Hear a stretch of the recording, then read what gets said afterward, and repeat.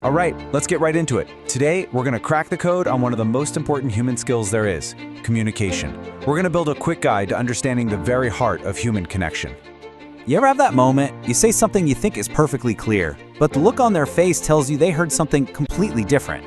It's that confusing, kind of frustrating feeling where you know what you meant, but what landed was, well, not that. Exactly.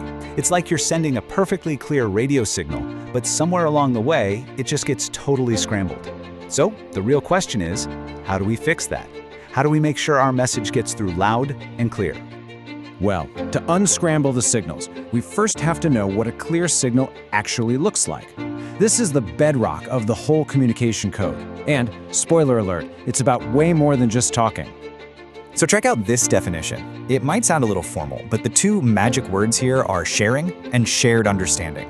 It's not a one-way street. The whole point isn't just to broadcast your thoughts, it's to build a little bridge so that two people can see the same thing. Right, think about it that way. Real communication happens when you and someone else are quite literally on the same page. You've created a shared reality, even if it's just for a moment. That's the goal.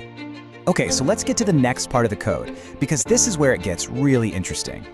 Our messages don't just travel down one single path. Nope, they're actually broadcast on two channels at the exact same time, the spoken channel and the unspoken one.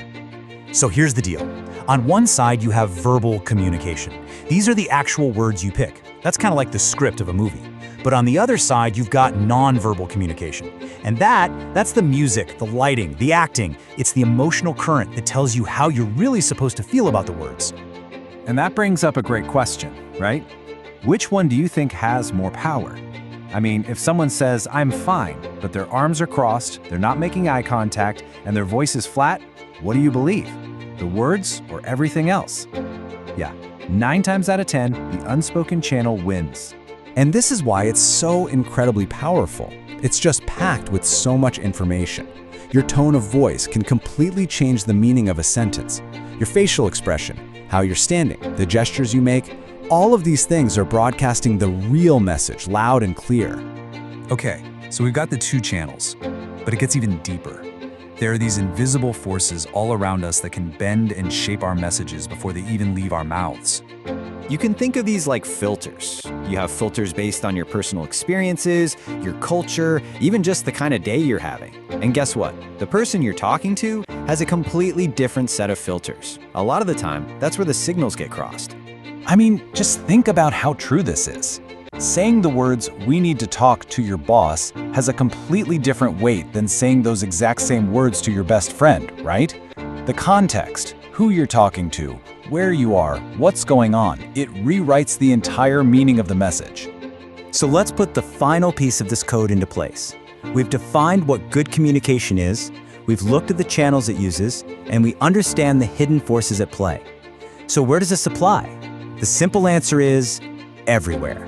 See, this communication code works on all these different levels. It works with that little voice inside your own head, your self-talk. It works when you're one-on-one with another person. And it absolutely works when you're in a meeting with a whole group of people, trying to get everyone on the same page. And that's the really cool part. You don't have to learn a whole new set of rules for every different situation. The fundamental code is the same. The only thing that changes is your audience. So when you put it all together, what do you get? It's this. Good communication isn't some kind of mysterious magic. It's a code. And once you understand the pieces, the shared understanding, the two channels, the hidden forces, and the different levels, you basically have the key to unlock better, clear connections in every single part of your life. So I'll leave you with a little challenge. Now that you know the code, what's one unspoken message through your tone, your posture, your presence that you want to consciously send out into the world tomorrow? Something to think about. Thanks for tuning in.